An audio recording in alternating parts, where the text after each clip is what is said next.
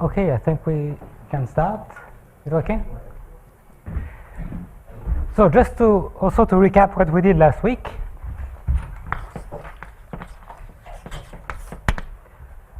So what we had was, in the upper half plane, we started from a curve, gamma t, that was growing inside the upper half plane, starting from 0 and going to infinity. And what we did was to encode this curve as a family of conformal maps, gt, and each gt goes from h minus the curve up to time t back to h in a conformal way. So it maps, so if gamma t stops here, it maps the complement of the curve up to time t, like this, to the whole upper half plane, and it was mapping the tip of the curve, the gamma t here, to a point here which was beta t, which is gt of gamma t. And what we saw was that it's always possible to make the time parameter natural in this respect, to normalize gt, to have the expansion that gt of z at infinity is z plus 2t over z plus big O of 1 over z squared. So that was the setup. The curve was parameterized by the capacity, which is the term in 1 over z here. And then we could encode the whole curve as a family of conformal maps. And what we saw was that the term of Loewner was saying that in this setup, actually gt solves the differential equation, which is the time derivative of gt of z is equal to 2 over gt of z minus beta t. And of course, t0 of z is equal to 0. So that was the Loewner equation. And the last piece of the story was the probabilistic part, which was that if the curve gamma t has some features of conformal invariance and the domain Markov property, so I want to restate everything here. If gamma is invariant under conformal maps on domains, and it has a domain Markov property, which means that if you condition in the beginning, what you see in the following is just a conformal image of the initial process, and it's conditionally independent, then this implied that beta t can only be something like square root of kappa times bt, where bt is a standard real Brennan motion on the line. And if you plug beta t in this equation and you solve it, what you get is the Schramm-Loewner evolution with parameter kappa.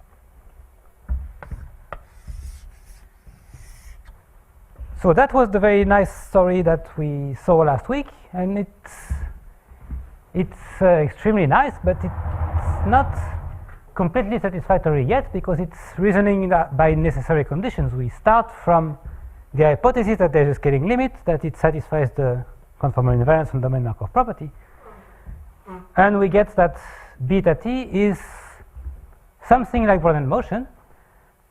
And now what we want to do is to start from this definition. So with this in mind, we will do everything from the bottom here, start here, and see what we can tell about whether there's a curve and everything that follows from that. So SLE kappa is the solution to the Loewner equation, so to this equation here, with beta t equals to square root of kappa bt.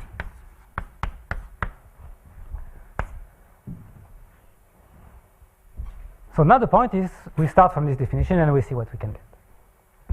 So the first theorem, which I will not prove, and it's due to Roeder and Schramm,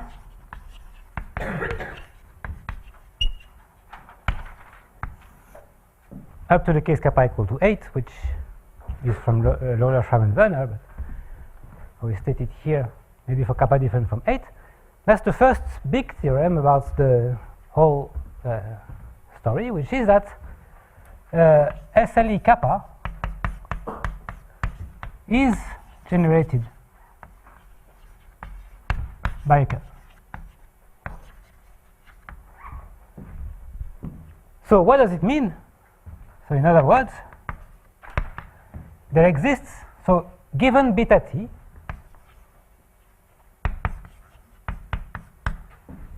so it will really be a pathwise statement. You fix the driving Brownian motion and you see what happens. So for any path of the Brownian motion, there exists gamma t, which is a curve in the closure of H, and here it's necessary to look at the closure because you will see what happens. It has to be able to touch the boundary. So such that the solution here, which is this GT, it maps H minus the hull of gamma between 0 and t conformally to H. So it's kind of a restatement of something I said already on Friday, that this is really the setup that we will have if we plug the Brownian motion inside. There will be a curve gamma, which is a continuous curve in H bar, so it's allowed to touch the boundary, such that, so let's do a picture in the most general case. So we have this curve gamma in the upper half plane. It's not a simple curve. It's allowed to touch the boundary. It's allowed to touch its past. And it goes to infinity. And as we did last week, we can construct the hull of this curve, which means that we just fill all the bounded connected components of the complement of the curve. And the hull is what we get when we do this filling. So if we denote by KT this hull, so KT to be the hull of gamma up to time t, then for every time we get a compact set, and GT maps the complement of this compact set back to the upper half plane. So this is a difficult theorem because it really needs understanding of the local behavior of the map GT at the boundary of its domain. And this is always quite technical to see. One piece of the proof which I mentioned already on Friday, but I want to state it again. So the easy part of the proof is that GT maps H minus KT to H, where KT is compact. So this is easy, and what you want to do is to just trace the equation backwards from H to whatever it tells you if you follow it from time t to time 0. And it's easy to see that everything that can happen happens in the compact set, because if you start far enough away from the origin, then this will remain smooth for all time, and then there is no problem outside of some neighborhood of 0. Okay, so that's the easy part, and the hard part is to prove that this family of compact sets, which is a growing family of compact sets, can be seen as the hull of a curve. And so the hard part is to show that somehow KT grows locally. So if you want, you can define gamma t to be the point which is at the intersection of kt plus epsilon minus kt. You do this decreasing intersection and you hope that this is a point. And if this is a point, you call it gamma t, and if it's not a point, and it will not be a point, for instance, if there are bubbles, then you need to be a little bit more careful. You need to look at where it closes, and it's already quite technical to make a definition of what should be the curve gamma t. And then once you have the definition, you need to actually show that the conditions here are satisfied. And they really tell you something about the driving function, which is quite subtle. So if you want to have the whole proof, you can try to read the paper by Roeder and Schramm, which is called Basic Properties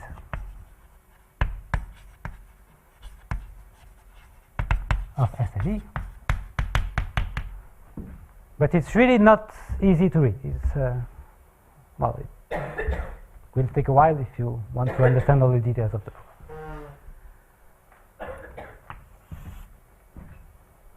Okay, so we will take this theorem as a given that there is a curve that generates the SLE. But what I want to do is to then look at the topology of this curve. And the one theorem I want to prove, and that will be the first real computation we can do with SLE, it's the phase transition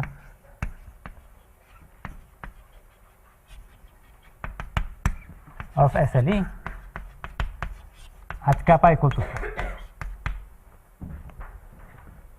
And the statement is the following. So first statement, if kappa is less than 4, then actually we are in this exact case. The curve is a simple curve. So gamma t is a simple curve. It has no double points, and it does not touch the boundary of the domain. So gamma t is in H whenever t is positive. So the only time at which it's not inside the domain, it's at time t equal to 0 when it starts from 0. But apart from that, it's exactly doing something like that. It's growing inside the domain without touching its past.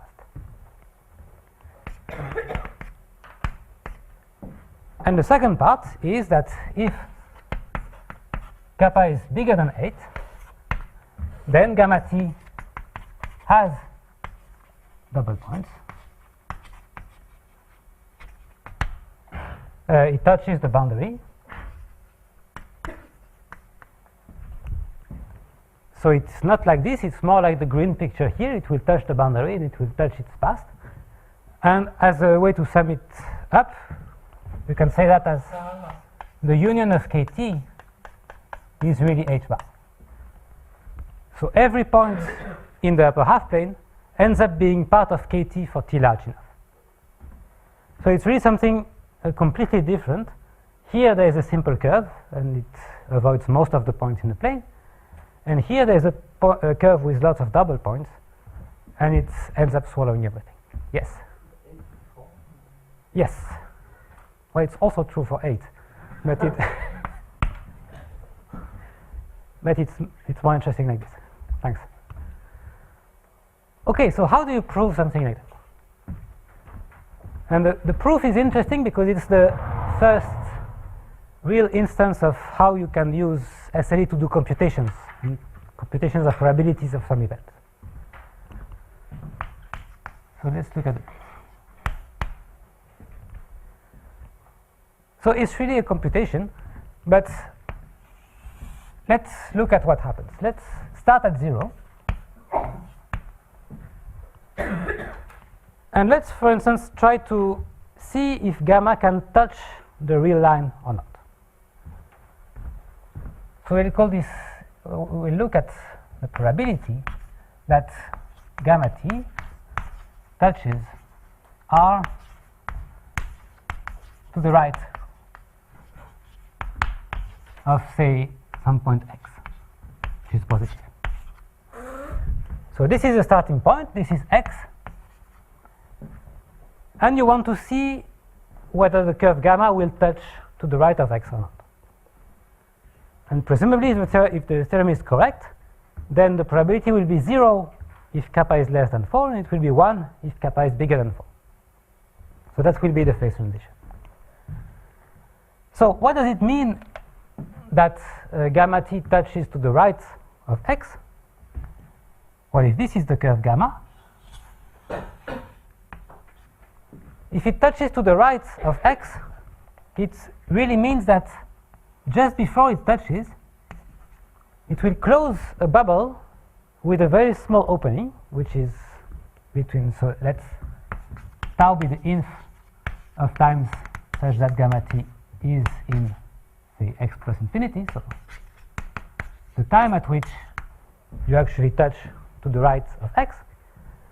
If this is what happens at tau minus epsilon, by continuity of gamma, you are very close to this point at which you touch, and you are closing some bubble here, which is of positive diameter. It's at least of the size of what happens between 0 and x, or something like this.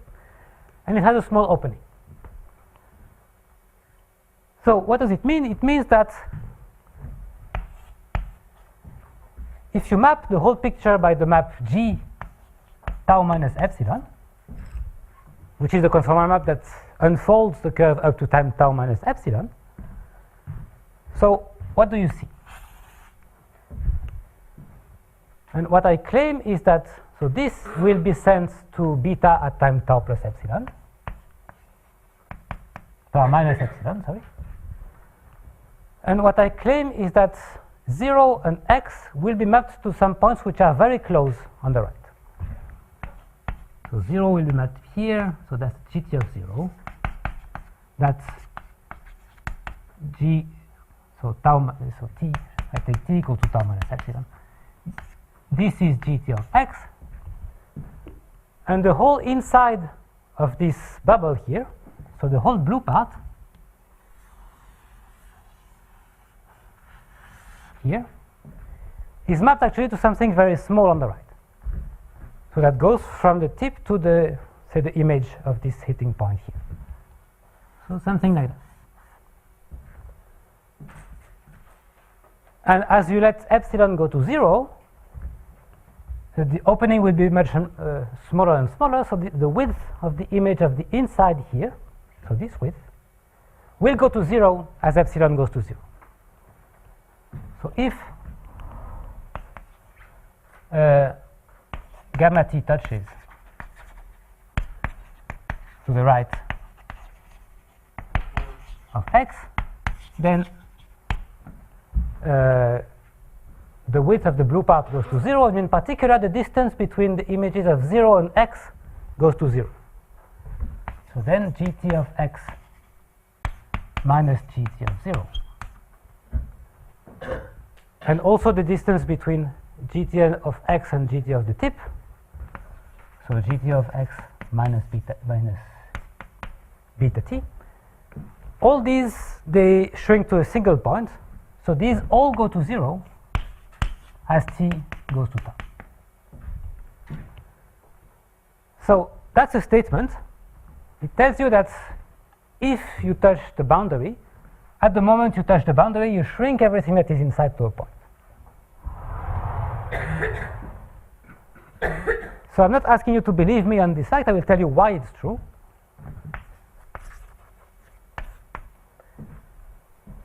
And so I will give you some sketch of the proof of why this is true, despite that when you touch gt of x minus beta t reaches 0. But it's enough information here that you will be able to make an actual proof of it. So remember that there is one tool which we saw in the first week and which we will use now. So remember that the Brennan motion in the complex plane is conformally invariant. And what this means is that if you start with some domain and launch Brennan motion from a point inside, up to the time when it touches the boundary, and if you map this picture by a conformal map, what you see as a path is a Brennan motion in a new domain started from the image of your starting point. So I will look at the conformal invariance of Brennan motion in one particular domain, which is h at time tau minus epsilon. So this is our domain. So the domain here is h tau minus epsilon, which is h minus k tau minus epsilon. So it's the curve up to this time here. And the starting point of my Brownian motion will be some point here above. So where it is doesn't really matter. It has to be far away from the curve up to time tau, but this is bounded because the curve is continuous. So you just start above the k at time tau. So this is z0. And what you look at is a Brownian motion in this domain, started at z0 and up to the point where it touches the boundary of the domain. And the boundary of the domain is this blue boundary of the domain, so the inside boundary in the bubble. And the second half of the boundary is this red part of the boundary, which is somehow the outside of the bubble. And now we look at, say, the event, event A, which is the event that's Brownian motion. So Wt will be a Brownian motion started from z0.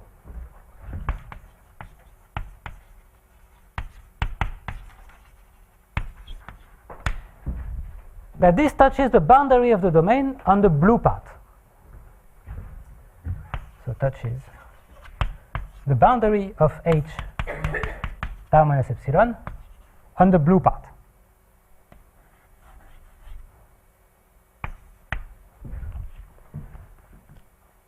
So the thing is that, so you start a Brownian motion, maybe I need another color. So my Brownian motion will be yellow. It will start at z0. Okay, and I will be interested in the events that the Brownian motion actually touches the boundary somewhere on the blue parts here, inside the bubble. So the fact is, because you are closing a bubble here, the Brownian motion is very unlikely to enter here without touching the red part first and to do something inside. So the probability of the event A is small. And it goes to 0 as the size of the opening here goes to 0. So as epsilon goes to 0.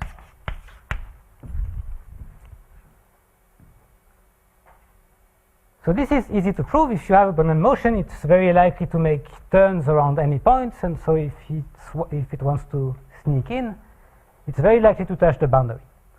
And if you've been to the course of Clément yesterday, it's kind of the same Rousseau-Seymour-Welch kind of estimate that will tell you that if you want to go from one scale to the microscopic scale, you are very likely to fail eventually because you have positive chance to fail at every scale. So this will tell you that actually the probability of A will be smaller than some power of the diameter of the opening here. So in particular, it goes to 0. So that was not so difficult, but then what happens if you map this picture by G at time tau minus epsilon? So that's the image here. We had the beta tau minus epsilon, which was the image of the tip here. And then we had the image of the opening, and that was x. Maybe it's better if I redefine the blue boundary to be to the left of x. It will be cleaner like this. And the red to be here. Makes it even more difficult to touch the boundary on the blue part. So it will be cleaner like this.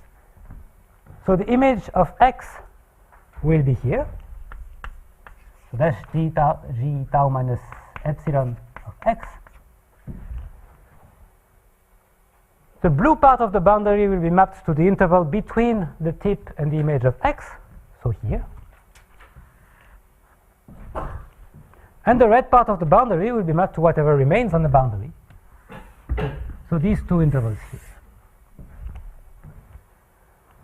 And then the last point is z0, which is mapped to some place here. And so if you map this Brownian motion by the map G at time tau minus epsilon, what you get is a Brownian motion on the right, And there's a time change, but we are only looking at the geometry of the path, so it will not matter at all in this picture here. And the event that this guy here touches on the blue part of the boundary is mapped to the event that this guy here touches the boundary in the blue part. So this, so that's the g tau minus epsilon of d0. But because the Brownian motion is conformally invariant, what you have here on the right is a Brownian motion.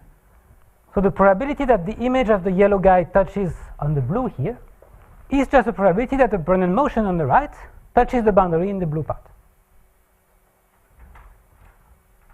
And we know that this probability is small because we have an estimate here on this side of the picture. The probability to hit the blue is small here, so it's small here. But here everything is explicit. If you look at the exit distribution of Brownian motion from this point on the boundary, it's just a Cauchy random variable. It has a density. So if you want the probability to exit on the blue part to be small, it means that the length of the blue part has to be small. And everything here is very quantitative if you want to make it quantitative. So it really tells you that as epsilon goes to 0, this probability to touch on the blue goes to 0, so the length of the blue here has to go to 0. So that's one way to get this statement, using conformal invariance as a tool. So not the conformal invariance of the model we started from, but conformal invariance of a Brownian motion that we use as a tool to compute probability. So here, this is map G tau minus epsilon. And you can check that everything here can be made quantitative. If you want, as an exercise, you can fill in the details. And there are essentially two details that you will want to put in. There is this estimate that entering a fjord costs something like a power of the opening. And there is the fact that as epsilon goes to 0, you need to control that this point does not get too far from the axis. It stays in the bounded region, so that the estimate of the harmonic measure here is uniform. And none of these are very technical. Okay. So this is the reason why if the curve touches the axis on the right of x, in particular, this gt of x minus beta t, it will reach 0. And vice versa, if this point does not reach 0, it's a little bit more difficult, but not much more difficult, to show that, in fact, it means that the curve will not approach so much to the boundary. So we have a characterization of the event that you touch on the right of x by the fact that this goes to 0. So now we are back to something that we can actually compute. So we will look at this process, gt of x minus beta t, and see whether this can touch 0 or not, depending on the value of kappa. So let's do that. So we let yt starting from x to be gt of x minus beta t. And as we saw, the curve will close a loop around x if and only if ytx reaches 0 in finite time. So this is a nice process. We know how gt of x changes because it follows the Loewner equation. And we know how beta t changes because this is square root of kappa bt. So it's Brownian motion. So really this is some semi-martingale. It's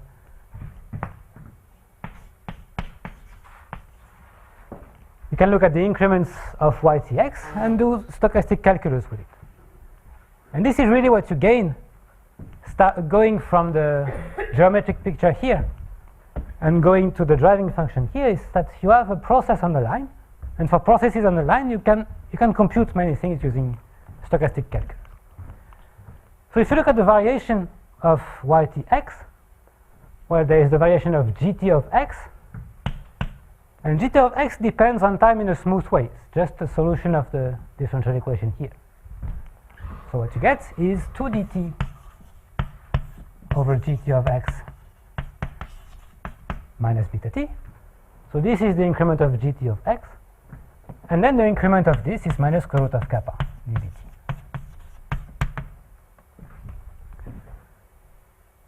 And the last remark is that what you find here in the bottom is just gt of x minus beta t. It's exactly the same as yt. So what you get is really 2 dt over ytx minus square root of kappa dbt.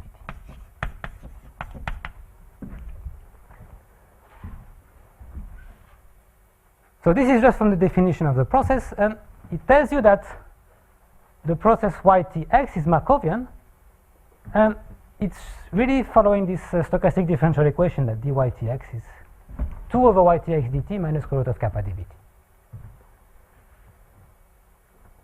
And so if you know about these kind of things, you will say that, yes, this, I know it's a Bessel process of dimension d, which is 1 plus 4 over kappa. And if you know what a Bessel process is, then you'll be very happy to recognize it, because you know that the Bessel process, it touches 0 or not depending on the value of the dimension. So it touches 0 if the dimension is strictly less than 2, and it avoids 0 if the dimension is at least equal to 2. Okay, and then if you compute, you see that the dimension is less than 2 if and only if kappa is bigger than 4. And d is at least equal to 2 if and only if kappa is at most equal to 4.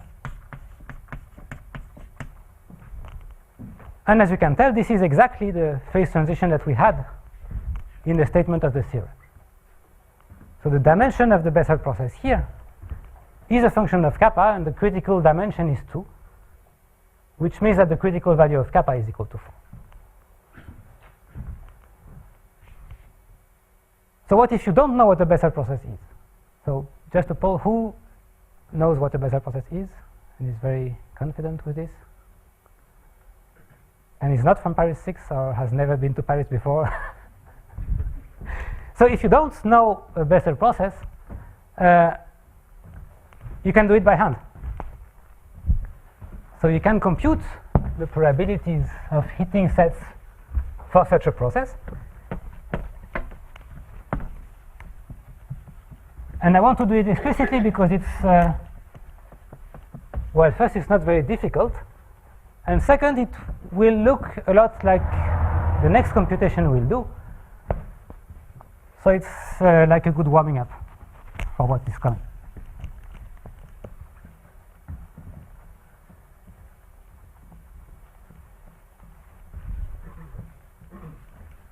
So the proof of the statement that is here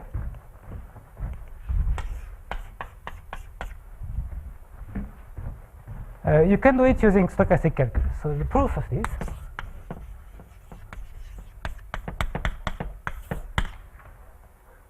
what you can do is, so you have this process dyt x, which is 2 dt over ytx minus square root of kappa dbt.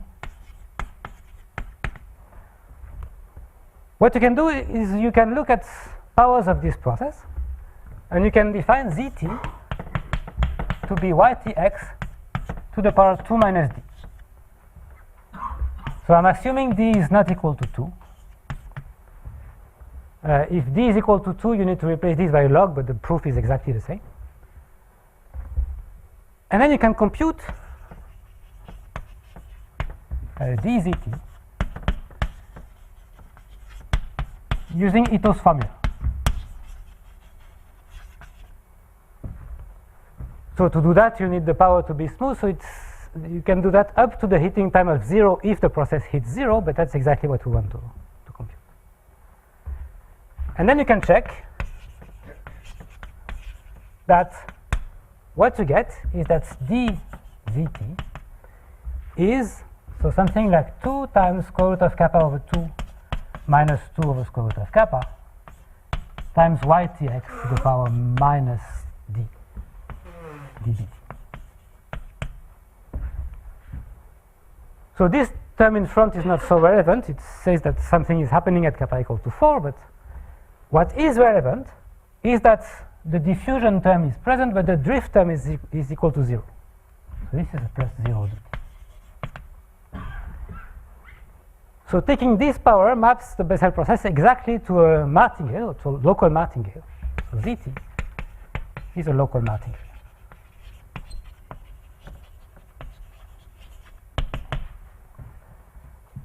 Okay, and once you are there, then, so here is the picture. This is 0, this is x, which is ytx at time 0. You want to know if it touches 0, so you will look at the probability that ytx touches, say, epsilon before r. So you fix some epsilon very small here, some r very large here, and you say, well, if it touches 0 in finite time, it means that it will touch epsilon before r with probability that goes to 1 as r goes to infinity. And if it doesn't touch 0, it will touch r before it touches epsilon with probability going to 1 as epsilon goes to 0. So if you can compute this probability, then you're done. Okay, but then if you map the whole picture by this power 2 minus d, this is exactly the probability that zt touches epsilon to the 2 minus d before r to the 2 minus d.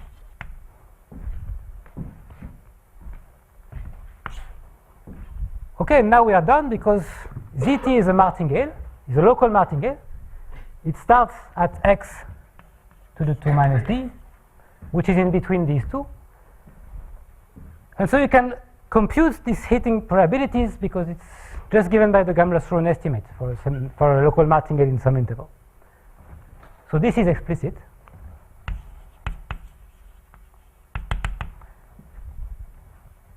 And then you let epsilon go to 0, r go to infinity, and you see that the sign of the power is what will be relevant here. So if 2 minus d is positive, this is mapped to a picture like this. So this will be the r to the 2 minus d, this will be epsilon to the 2 minus d, and this will be x to the 2 minus d.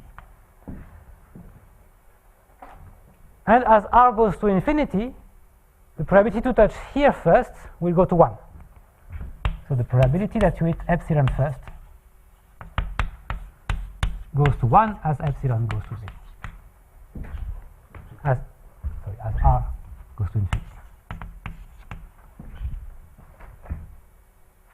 So that means that you will touch on the left, and that corresponds exactly to the case where the dimension is small, which is exactly what we want. We get that if d is less than 2, you touch the boundary.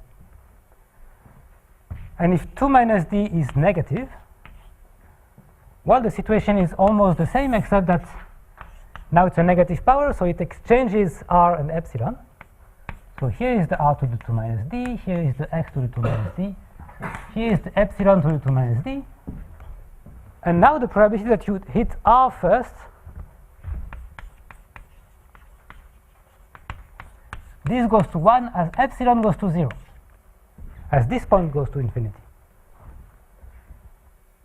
And that's, again, that's it. It means that if d is larger than 2, then you go away before you touch the origin, so you don't touch the origin. And this is exactly what we want here.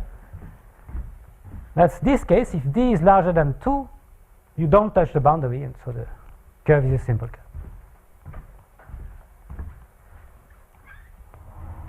So the last part is for d, if d is equal to 2, which means kappa is equal to 4, then you would define zt to be the log of ytx, and then you do the same computation with the ethos formula. You get again a local martingale. This is again an increasing function, so it's in this regime here, and that means that kappa equal to 4 is in this regime. So that was it. We have this fact that you relate the geometry of a curve to the behavior of stochastic processes on the line. And that's the main use that SLA will have in what follows. If you want to study scaling limits, is that the probabilities of different events for the scaling limit, which are supposed to be the limits of the corresponding discrete probabilities, they will be computable using stochastic calculus. So you will essentially always be able to map a geometric question like this to a question about a stochastic process on a line like this, and then use Ito's formula in stochastic calculus to compute this probability.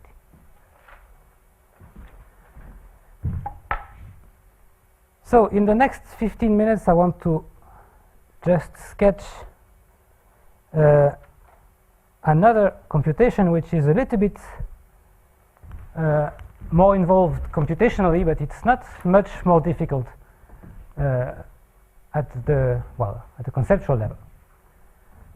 So the second computation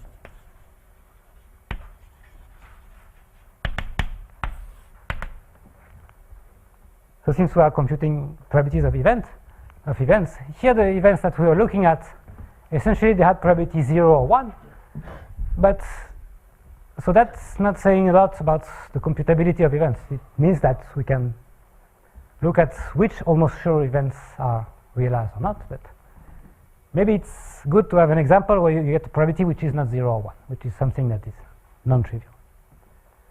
And the second computation I want to do is carve this formula for SLE.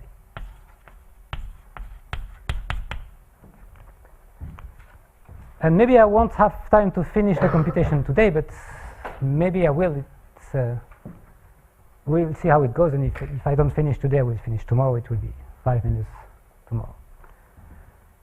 So recall, if you have been to Clément's lecture yesterday, he was looking at the following. He was looking at a domain with 4 marked points on the boundary, and he wanted to compute for percolation the probability that there is an open path between this part of the boundary and that part of the boundary. And so his claim was, and this is the theorem of Smirnov,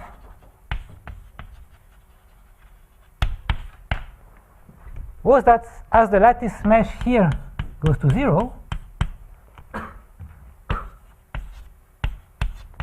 this probability here to cross this domain converges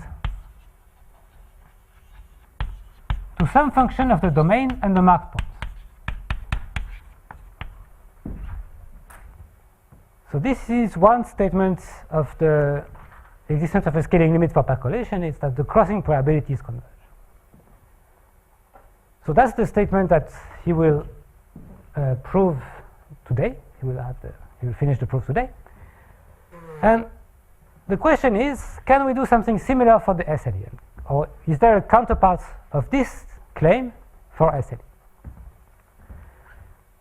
Now, if you remember the first course, we also saw percolation, and we introduced what is called the exploration process, which was exploring the boundary between two colors, between black and white. And here we can look at the exploration process like this. So we look at artificial boundary conditions, which are black here and white. What is white? That will be white. On the other half of the boundary. And what you do is you start the exploration process from this corner, and you see what happens. So I need a better yellow chalk here.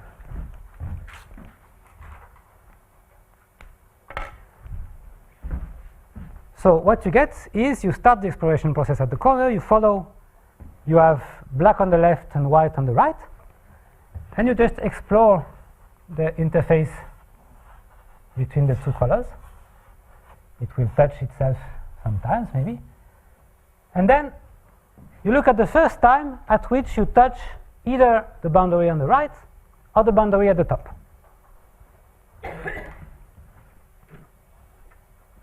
So you look at the first time, so you explore, and you look at the first time the exploration hits the boundary on the right, union the boundary at the top. So this is the boundary on the right, and this is the boundary at the top. So you can check that there are two possibilities. If you touch on the right here, it means that the left part of the exploration process is crossing horizontally. But if you touch at the top, so if you do this instead, if you have your exploration process here, and you touch the top first, then you can check that the right part of the exploration process contains a yellow crossing which is vertical. And this blocks a horizontal crossing of black hexagons. So it tells you that in this case, you don't have a horizontal crossing. So this is geometry, it's a deterministic fact. And it tells you that if you look at the heating time of the right or the top, then there exists a crossing of the box from left to right, if and only if you touch the boundary on the right before you touch the boundary on the top. So this is a characterization of the existence of the crossing in terms of the behavior of the exploration process. It's just you look at the heating time of whatever remains of the boundary, and if you touch this interval before this interval, you cross, and if you touch this before this, you don't cross.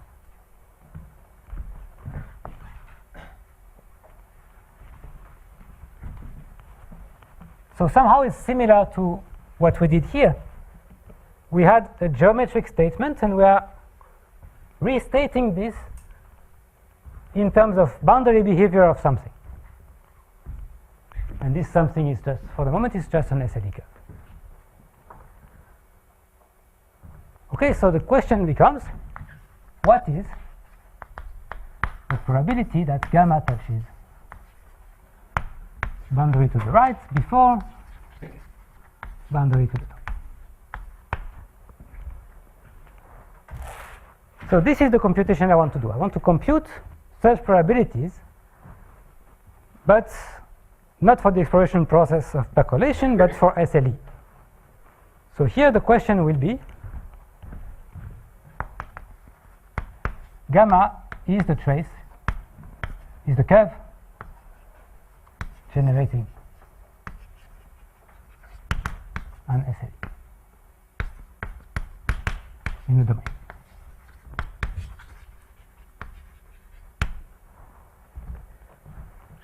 So this board here was just for motivation for why we want to look at events like this. But if you assume that the exploration process converges to one of the SLEs, and if you can compute this for all the SLEs, well, it means that for one value of kappa, the crossing probability here will be the same as the crossing probability here. And that will tell you that this has to be the limit of the exploration process as delta goes to 0. So we have a discrete computation here which gives us the value of the limit of the crossing probability. We will compute it for SLE, and if it matches for one value of kappa, it will be interesting. So how to do that? So again, we want to say something about SLE in a domain, but the whole point of the definition of SLE was that we had conformal invariance.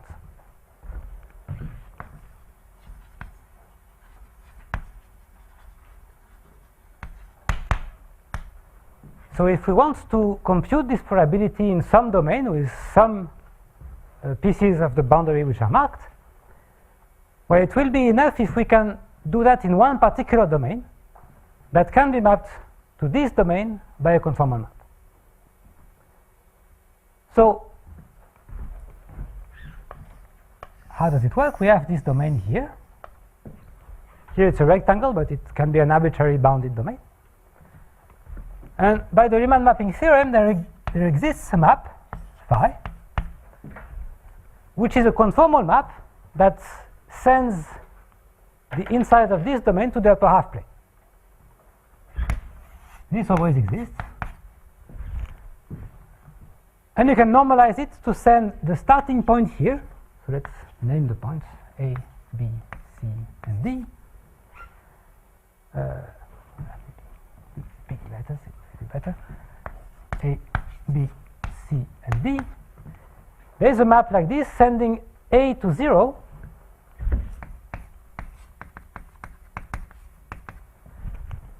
and sending C to infinity.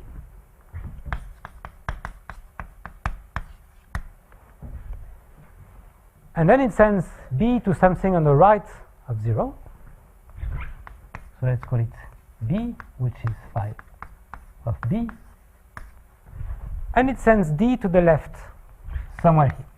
So little d, which is phi of D. Okay, and then because of conformal invariance, if you start from SLE here and you map it conformally, you get SLE here. And SLE here is the one that is described by the Loewner equation. So you have an SLE here. And here you wanted to know the probability that you touched the red part of the boundary before you touched the yellow part of the boundary. That was the question here. And if you map these pieces of the boundary by the conformal map here, well, this red part is sent here, and this part here is sent here.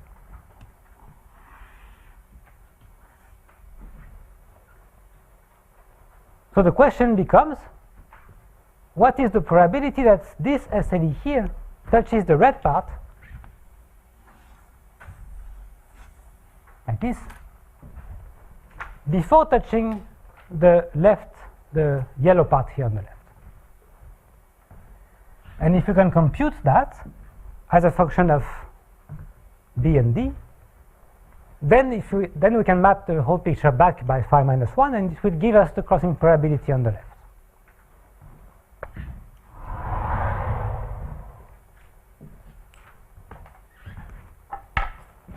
And then if we can identify this as the result of Smirnov's theorem, then we're in a good shape if we want to show that SLE6 is the scaling limit of percolation interface.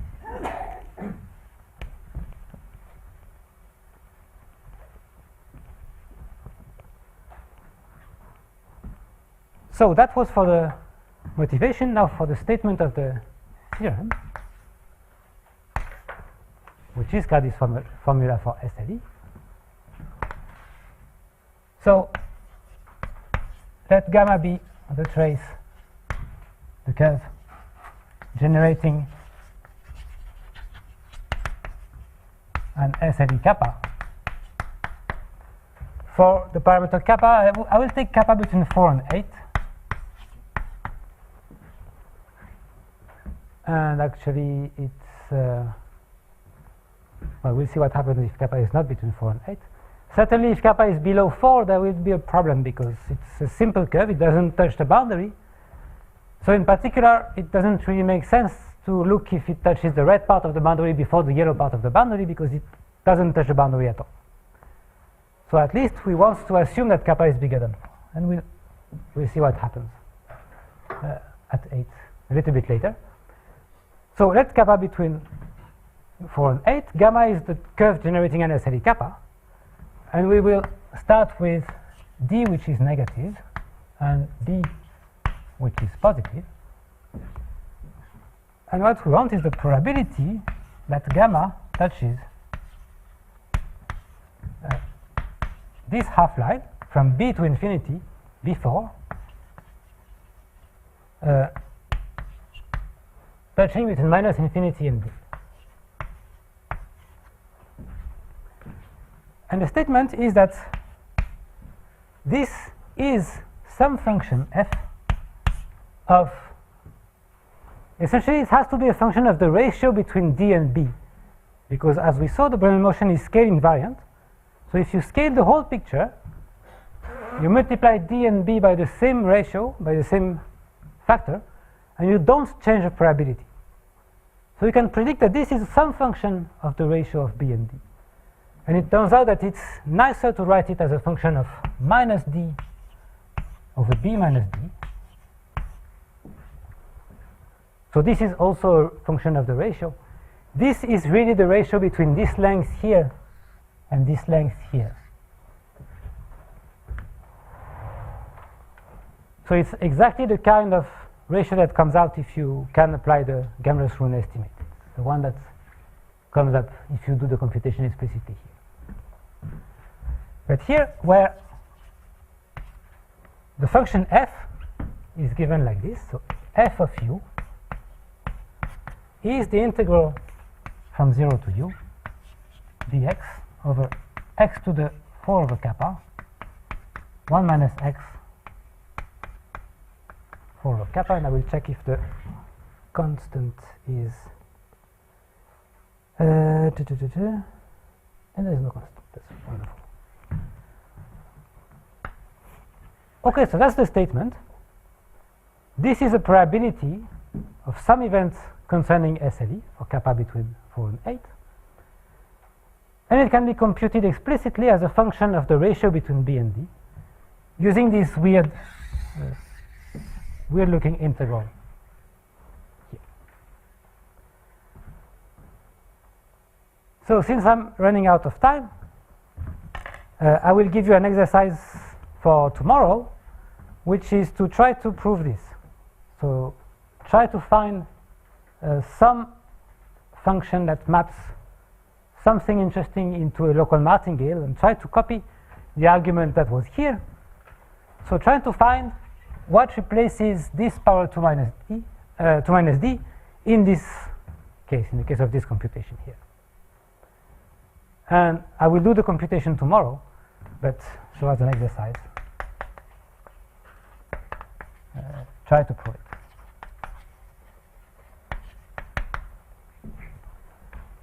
And the last piece of what I wanted to say today is that if you look at this formula in the case kappa equal to 6, and if you know a lot of complex analysis, then you will recognize this as exactly the conformal map that maps the upper half plane to the equilateral triangle.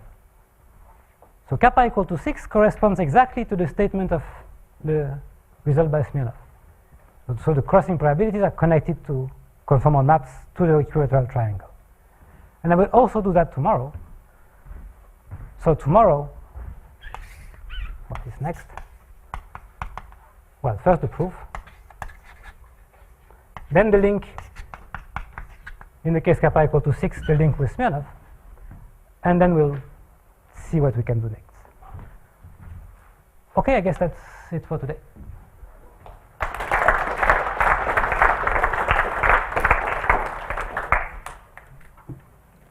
Questions? No questions? So there is no break, I think.